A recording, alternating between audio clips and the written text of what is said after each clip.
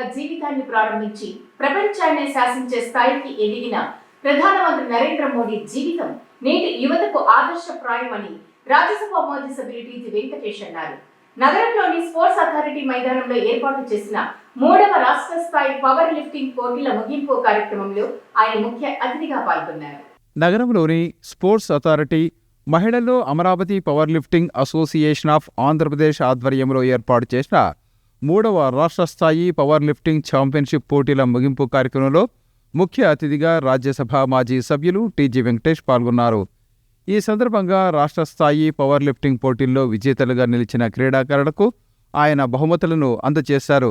ఈ సందర్భంగా జరిగిన కార్యక్రమంలో అసోసియేషన్ రాష్ట్ర కార్యదర్శి దినేష్, జిల్లా అధ్యక్షుడు మనోజ్ కుమార్, ఉపాధ్యక్షుడు షణ్ముఖ, కార్యదర్శి లోకేష్, ఆర్గనైజింగ్ కార్యదర్శి వేణుగోపాల్, అంతర్జాతీయ పవర్ లిఫ్టింగ్ క్రీడాకారిణి రేష్మా బేగం, అసోసియేషన్ సలహాదారుడు కుమార్, కోశాధికారి రవి తదితరులు పాల్గొన్నారు.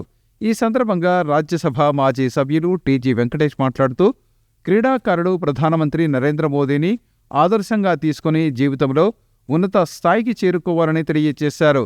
ఒక సాధారణ చాయ్వాలాగా జీవితాన్ని ప్రారంభించి ప్రపంచాన్ని శాసించే స్థాయికి ఎదిగిన ప్రధానమంత్రి నరేంద్ర మోదీ జీవితం ఈ తరం యువతరంకు ఆదర్శప్రాయమన్నారు. ఈ తరం యువతకు ప్రధానమంత్రి నరేంద్ర మోదీ జీవితం మార్గదర్శనంగా అభివర్ణించారు. దశాబ్దాలుగా కర్నూలు నగరంలో క్రీడల అభివృద్ధికి తన వంతుగా సహకారం అందిస్తున్నానని తెలిపారు. తాను 20 సంవత్సరాల పాటు ఫుట్బాల్ అసోసియేషన్ రాష్ట్ర అధ్యక్షుడిగా, అలాగే మరో 20 సంవత్సరాల పాటు బ్యాడ్మింటన్ అసోసియేషన్ రాష్ట్ర అధ్యక్షులుగా వ్యవహరించామని తెలిపారు. ఆ సమయంలో తాను జాతీయ, అంతర్జాతీయ స్థాయి పోటీలను విజయవంతంగా నిర్వహించామని తెలిపారు. కర్నూలు నగరంలో క్రీడలను ప్రోత్సహించడం ద్వారా ఎంతోమంది ప్రభుత్వ ఉద్యోగాలు పొందేందుకు సహకారం అందించామన్నారు. కర్నూలు నగరంలో రాష్ట్ర స్థాయి పవర్ లిఫ్టింగ్ పోటీలను దాతల సహకారం లేకుండా స్వచ్ఛందంగా అసోసియేషన్ ఆధ్వర్యంలో విజయవంతంగా నిర్వహించడం అభినందనీయమన్నారు. కర్నూలు నగరంలో పవర్ లిఫ్టింగ్ క్రీడాభివృద్ధికి సంబంధించి తన వంతు సహకారం నిరంతరం ఉంటుందని తెలిపారు. కర్నూలు నగరంలోని స్పోర్ట్స్ అథారిటీ మైదానాన్ని అన్యాక్రాంతం కాకుండా దశాబ్దాల క్రితమే తాను ప్రహరీ గోడ నిర్మాణం చేపట్టి ఈ స్థలాన్ని కాపాడడంతో పాటు స్టేడియంలో సమగ్రంగా అభివృద్ధి చేశామని తెలియజేశారు. క్రీడాకారులు క్రీడలను కేవలం ప్రభుత్వ ఉద్యోగాల కోసమే కాకుండా ఆరోగ్యాన్ని పెంపొందించేందుకు, క్రమశిక్షణను అలవాటు చేసుకునేందుకు, గెలుపు ఓటములను సమానంగా స్వీకరించే తత్వాన్ని అలవాటు చేసుకునేందుకు సాధనంగా ఎంచుకోవాలని సూచించారు. తన కుమారుడు రాష్ట్ర మంత్రి టీజీ భరత్ కూడా యూకేలో చదువుకునే రోజుల్లో బ్యాడ్మింటన్లో ఛాంపియన్గా రాణించాడని వివరించారు. క్రీడల అభివృద్ధికి రాష్ట్ర మంత్రిగా తనయుడు టీజీ భరత్ సహకారం ఉంటుందన్నారు. ప్రస్తుతం క్రీడల్లో పాల్గొనేవారు భవిష్యత్తులో ఉన్నత అధికారులుగా, మంత్రులుగా, శాస్త్రవేత్తలుగా అనేక రంగాల్లో ఎదిగే అవకాశం ఉందని తెలిపారు. ఈ పోటీల్లో పాల్గొనేందుకు రాష్ట్రంలోని వివిధ ప్రాంతాల నుంచి క్రీడాకారులు వచ్చారని, వారందరూ ఒకరితో ఒకరు పరిచయాలు పెంచుకొని స్నేహపూర్వక వాతావరణంలో ముందుకు సాగాలని తెలిపారు. కర్నూలు నగరానికి చెందిన రేష్మా పవర్ లిఫ్టింగ్లో అంతర్జాతీయ స్థాయిలో రాణించడం అభినందనీయమన్నారు. 20 years ఫుట్బాల్ స్టేట్ అసోసియేషన్గా ప్రెసిడెంట్గా ఉంటుంది. నంబర్ ఆఫ్ ఇంటర్నేషనల్ టోర్నమెంట్స్ చేస్తుంది. మళ్ళీ స్టేట్లో నిజాం గోల్డ్ కప్ చేస్తుంది. తర్వాత ఒక 20 years state badminton association president world tournaments conduct చేస్తాం. ఇంతవరకు ఎవరు కండక్ట్ చేయలేదు. తెలంగాణ అజిటేషన్లో we have conducted successfully world tournament badminton. ఇది ఒక మనకి ఇవంతా ఫెదర్ ఇన్ అవర్ క్యాప్, ఇవంతా ఇటువంటివి ఎన్నో కార్యక్రమాలు చేస్తాం. ఈ స్టేడియం కానీ ఇక్కడ కానీ ఇవంతా అభివృద్ధికి అన్ఆథరైజ్డ్ ఆక్యుపెంట్స్ ఇక్కడ మా ప్రాంతాల్లో ఎక్కువ. అవంతా కాకుండా ఉండేదానికి దగ్గర 40-80 years back, 50 years back compound వాళ్ళు కూడా ముందు కట్టించాను. నేను లైఫ్లో సెటిల్ అయ్యేదానికి అవకాశాలు ఉన్నాయి. ఒక స్పోర్ట్స్ నుంచే ఉద్యోగాలు ఒకటే కాకుండా ఇప్పుడు ఉద్యోగాలు చాలా ఇప్పించాను. ఫుట్బాల్లో, బ్యాడ్మింటన్లో చాలా ఉద్యోగాలు ఇప్పించాను. ఇప్పుడు కొద్దిగా తగ్గిండొచ్చు, అది కాంపిటీషన్ ఎక్కువగా ఉండొచ్చు. కానీ మీ ఆరోగ్యాన్ని మెయింటైన్ చేసుకోవచ్చు, మీకు ఒక డిసిప్లిన్ నేర్చుకోవచ్చు. సో ఇవన్నీ it's interlinked so many things. ఒకటే ఉద్యోగాల కోసమో కాదు, మీకు ఒక డిసిప్లిను, మళ్ళీ ఒక అసోసియేషన్ పెరిగేదానికి మీరంతా ఒక ఆర్గనైజ్డ్ సెక్టర్గా మీరు ఫ్యూచర్లో ఉండటం, ఒకరికొకరు హెల్ప్ చేసుకోవటం ఫ్యూచర్లో. ఇప్పుడు మీరందరూ వచ్చారు, మీరందరూ డిఫరెంట్ పార్ట్స్ నుంచి వచ్చారు. మీరేం చేసుకోవాలంటే కొంతమంది కలెక్టర్లు కావచ్చు, కొంతమంది స్టేట్ లెవెల్ ఆఫీసర్స్ కావచ్చు, కొంతమంది మినిస్టర్లు కావచ్చు, anything is possible in this world. ఈరోజు గ్లోబల్ లీడర్ అయ్యాడు. ఆయన మాట శాస్త్రం కింద అయిపోయింది. ఆయన ఎంతో కష్టపడి చదివాడు. ఆయన కృషి, ఆయన పట్టుదల ఉంది. సో మీ అందరిలో కృషి అనేది మనం చేయాలి. లక్కు కిడ్చిపెట్టాలి. లక్ ఉంది అని అడగరాదు, లక్కు కిడ్చిపెట్టాలి. ముందు మనం కృషి చేయాలి. సమ్ పీపుల్ విల్ సే నాకు లక్ లేదు. లక్ లేదు అనేదే రాంగ్ వర్డ్.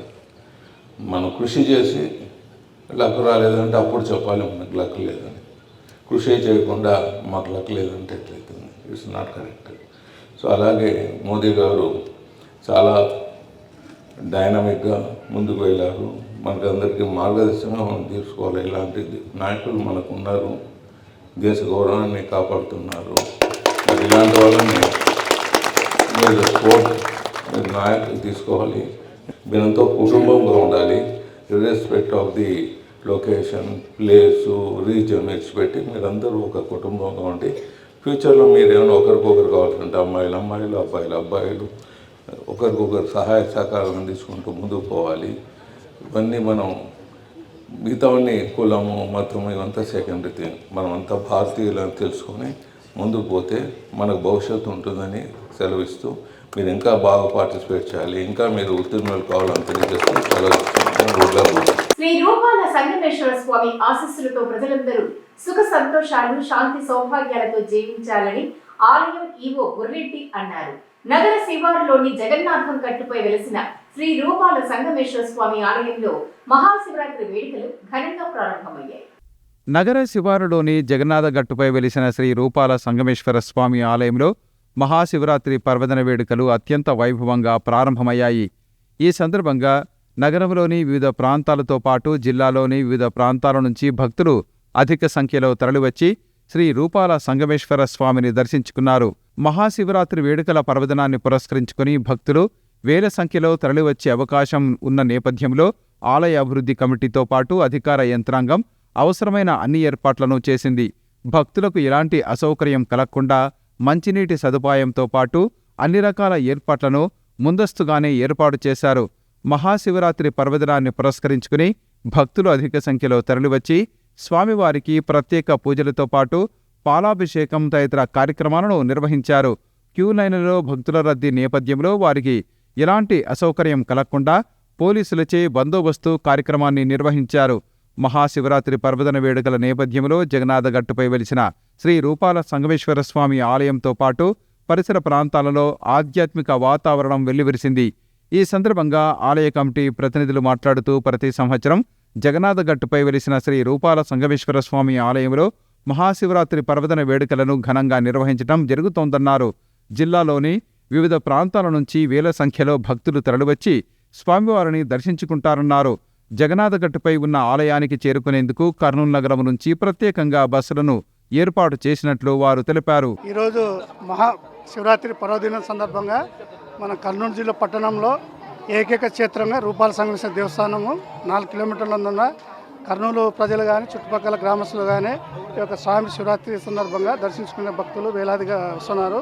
ఆ భక్తులకు అన్ని సౌకర్యాలు కూడా ఏర్పాటు చేయడం అనేది క్యూ లైన్లు, తర్వాత మంచినీటి సౌకర్యము, మెడికల్ క్యాంపులు, తర్వాత క్యూ లైన్ ఎటువంటి ఇబ్బందులు పడకుండా ప్రత్యేకంగా క్యూ లైన్ బ్యారికేడ్ చేశాము. ఇప్పుడు వరకు దాదాపు స్వామివారిని 15,000 మంది భక్తులు దర్శించుకొని స్వామివారి దర్శనం పొందారు. ఇప్పుడే స్వామివారి నిజ రూపము పెట్టారు అర్చకులు. ఇప్పుడు నిజ రూపంలో స్వామివారు దర్శనమిస్తున్నారు. కాబట్టి భక్తులు కూడా సహనంగా క్యూలలో ఒకరోజు తోసుకోకుండా తోటి భక్తులకు దర్శనం కలిపే విధంగా మిగతా భక్తులు ఇబ్బంది పడకుండా అందరూ కూడా స్వామి దర్శించుకొని స్వామి కృపకు పాత్రగానే కూర్చున్నాను.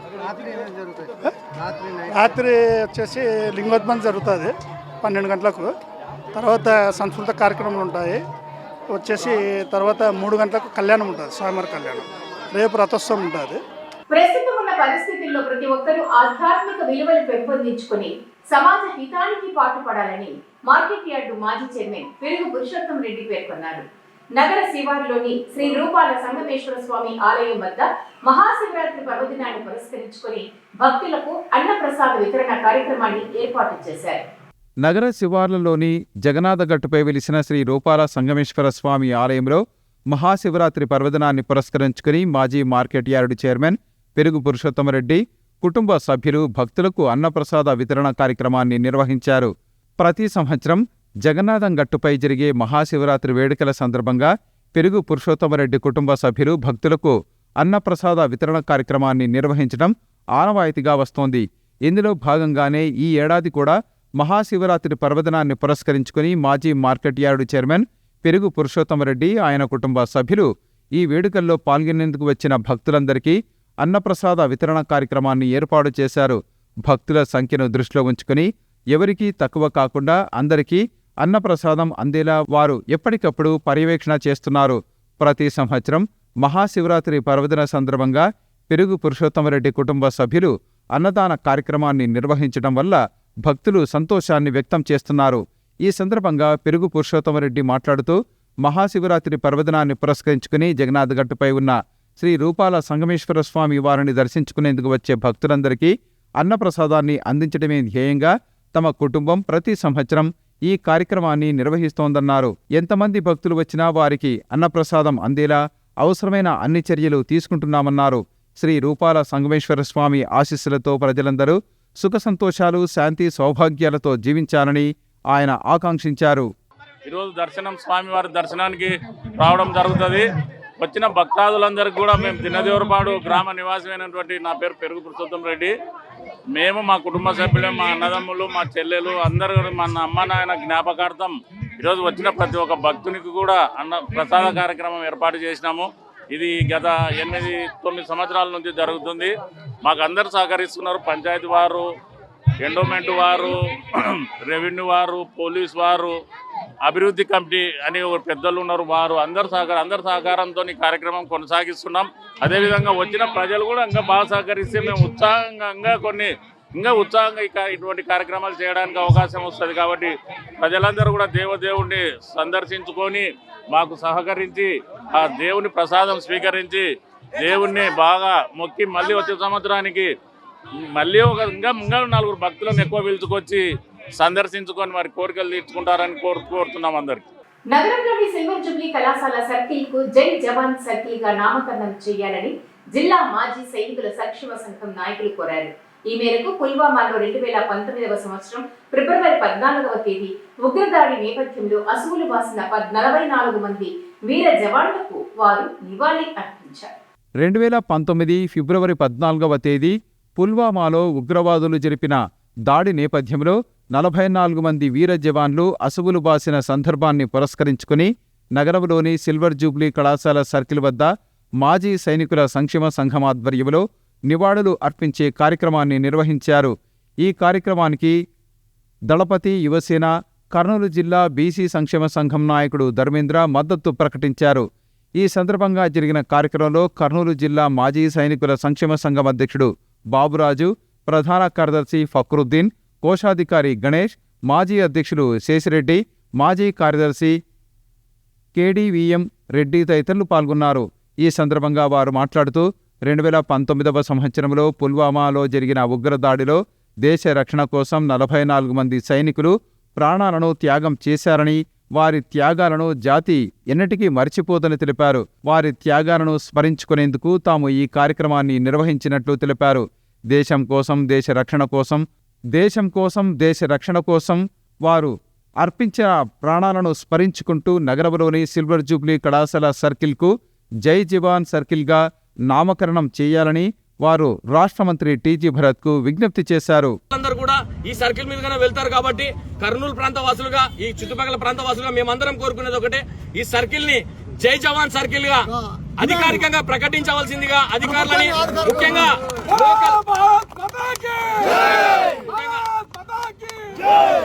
లోకల్లో మినిస్టర్ అయినటువంటి టీజీ భరత్ గారిని, అదే విధంగా గౌరవ్ చరితారెడ్డి గారిని ఇద్దరిని కూడా వేడుకుంటున్నాము. ఇవి ఇవాల్టి సిటీ న్యూస్ అప్డేట్స్. రేపు ఇదే సమయానికి కలుద్దాం. Until then keep watching City news.